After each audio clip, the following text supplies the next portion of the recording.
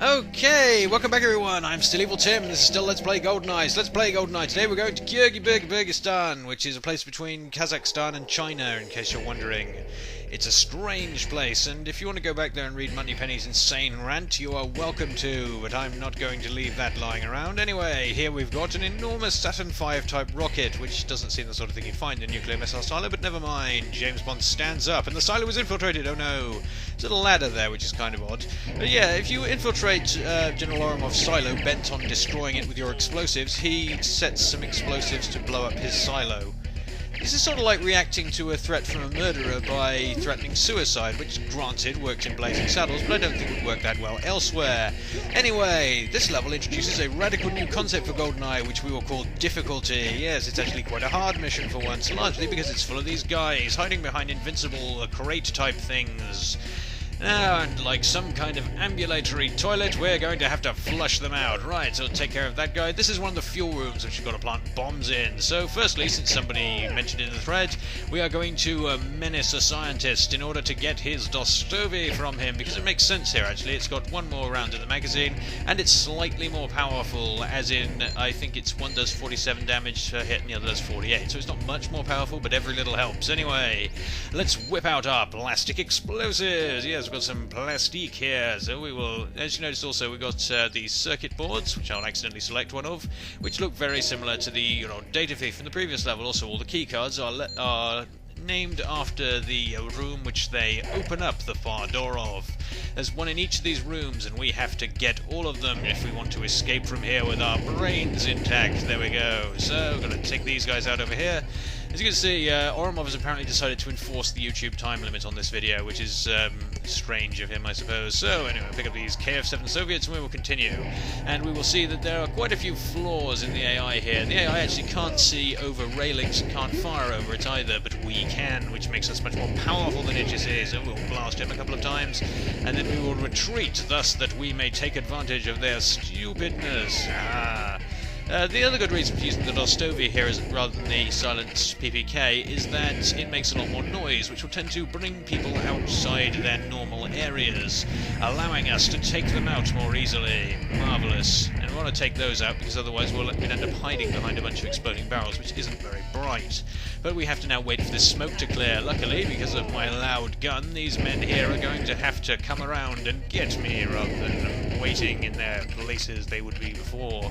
So there we go, the smoke is cleared, and now we will duck out using our sidestep type action and get shot anyway, which isn't that great of us. So this man here is apparently dying of athlete's foot. What a terrible, terrible way to go. So now that we've done him in, let's carry on into the next of the fuel rooms where we'll plant our things. And also we get a hand grenade. That'll make the end of the level easier, or so I thought anyway, but well, you'll see what happens with that. It's rather strange. So, taking him out, and then we will go in here, and this man over here, there's men coming down the stairs, oh my god. These circuit boards we're picking up are part of one of the other objectives. We have to get hold of some satellite-type circuitry. There's 4 of them, 2 in the first room, and 1 in each of the next 2. Man's got the keycard for that room, and now we've just got to pick up that guy's good old AK, and then we have to plant another bomb in this room. Again, I don't know why we're planting these since the entire silo explodes regardless, but I guess it's important, and so let's carry on doing it for king and country, I suppose, or queen and country. I'm really not sure anymore. Right, take you out, you're rubbish. And then around here is another man lurking. That man there will often pull out a grenade. He makes a habit of it, you see, but he hasn't done it this time. So we'll go here, pick up these weapons, and then we will go round here and take out these guys. A whole hallway full of blokes here who are trying to do us in, but they're bad. So we will continue taking them down with our fire powers. There we go. Marvellousness. So, we've got about 5 minutes left, and we don't need most of them. You actually get depending on how fast you do it, you get slightly more time in this skill level than on Secret Agent. So I think you get a 6-minute time limit from when you plant the first C4 on Secret Agent mode, but on this one you get an 8-minute time limit regardless of whether or not you plant the C4 at all. So that's odd, I suppose. Got more men suffering here and bobbing around like mad seals, but They're not going to stop us. You know, this is the simple thing about crowd control here. Until the armoured enemy starts showing up, all you have to do is hit a guy once, and he's out of it as far as shooting is concerned. There you go. So pick up all these weapons here, and then we will continue into the next fuel room, which has a rocket-type nose cone in it. Marvellous. I suppose that's good for someone. And it's also got one of the easier objectives to miss, the DAT tape, which that guy drops. You can quite easily forget that one. So pick up this keycard here, and then we will bugger off, because this room is of no interest to us. Just pausing to put some bombs in it again. There we go. Right on that skull and crossbones there. That's where they store their pirates, the naughty Soviets. Storing pirates in the nuclear missile silo, that's just not on. It's against the Geneva Convention, for crying out loud. They have no respect for life or anything here. So neither do we. Right, so that's these guys taken out, and you're about to see something fairly rare in secret agent mode over here. You just go through that wall. No, we don't want to do that. We'll just go in here, and we will find body armor. Yeah, you don't see that very often. With a U as well. Marvellous. It's spelled the English way because it's James Bond's body armor. So there we are. Take him out. And then some more guys are going to try and come through these doors here, but we'll take them out easily because they are no match for our firepower. There we go. He's out of it too. Right. So, onward and up. You could actually probably make this into a level in any old modern hide-and-heal shooter, given there's plenty of boxes around for you to hide behind, acting as scenery, no doubt.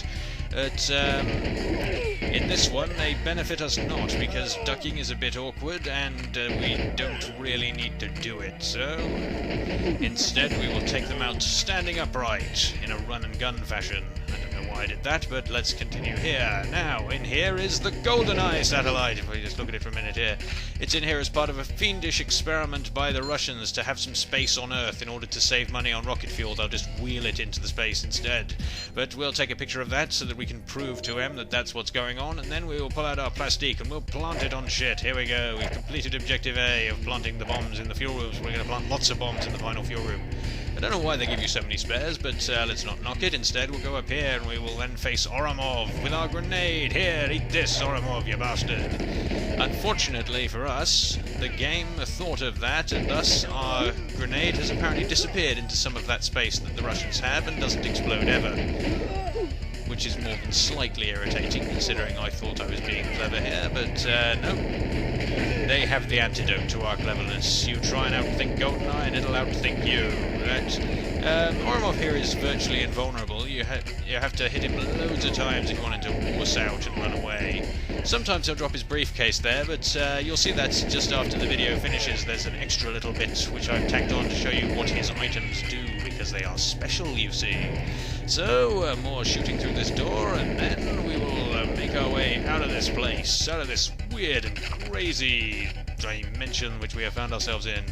There's about 60 enemies in this level. It's really quite a challenge, but it's no challenge for us. So we'll take some more of these guys out before they attack us, and there we are. One thing it isn't big on is spawning enemies behind you, which quite a lot of the later stages really enjoy doing. But we've taken these guys out. Let's now ignore everyone else and make our way into this jellyvator. Here we go. We've won. Hooray! James Bond vanishes his gun into the space in his trousers, and then the door closes, and 1 second remaining. Everything blows up. Way! So that's our objectives complete, including the C4 Explodey objective. So that's that level done and done. I have been Evil Tim, and this has been Goldeneye, but as you can see, there's more of the video left over yet, so let's see what happens in that part. Right, so we're going to whip out the golden gun here, like as you do, and we're actually before Oromov again. We're also invincible, so we take out Oromov with our golden gun, and he dies of it. We destroy the movie's continuity once again. Then we just golden gun these men down, and then we will see what items Oromov has left for us. Here we are. There's a briefcase, there is a keycard, and there is his Dostoevsky. Now, this keycard, some people have no-clipped through the level and have found this keycard is a master key which opens every silo door.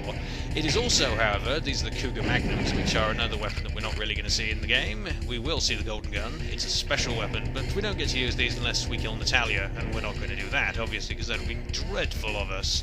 It would be extremely unsporting. However, there is something else we can do with Oromov's items, and now I'm going to show you what it is. Here we go. We lurk our way through here, we shoot the door a couple of times for no good reason, and then we find ourselves in this little silo here. So let's select our item in question. What you got to select here, it's not Oromel's briefcase, which is that one, it is this thing, Dot, which is the key he dropped. Now what you have to do is unselect that, and then this will happen. Yeah, I don't know why exactly. Apparently it was an objective for a scrap mission that never made the final cut. Anyway, I've been Evil Tim, and this has been Goldeneye. Now all of you will have a good day. Yes.